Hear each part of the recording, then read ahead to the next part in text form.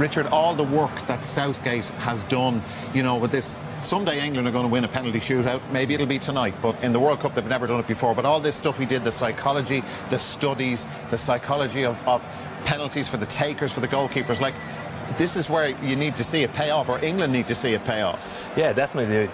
They've not got a great record, and you can do everything like that. You can do all the psychology side of it. You can fake the walk up in training and all that stuff. But put them in this situation now. You could feel the pressure in the studio here. We were all nervous here watching it. No preparation for this. No chance. But it's one of those, you either become a hero or you're hated for the rest of your life, I suppose. Yeah, I wonder which end they're going to use, because remember there were a couple of Colombian players, lads, scuffing the penalty up before Harry Kane took his penalty. It's the end to our right as we look at it from, and for you at home as well. So it's really bottle.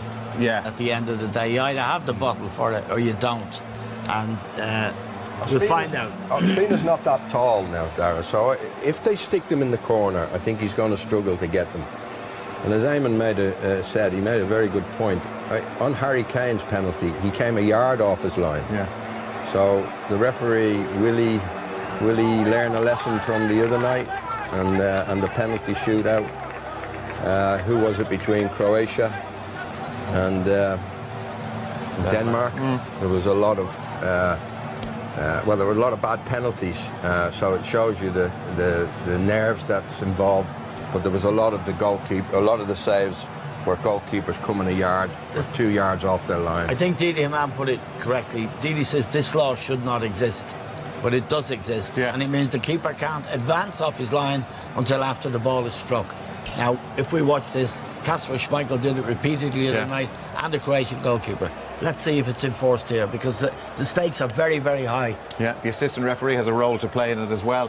Kane and Vardy supposedly will take the first two for England. They both have pretty good records, but look, all of that stuff counts for nothing now with this. Who will go first? Supposedly there's an advantage 60-40, although we've seen that flip the other way as well. So this is just, it's impossible to call. If you've no stake in it, you just sit back and enjoy the drama.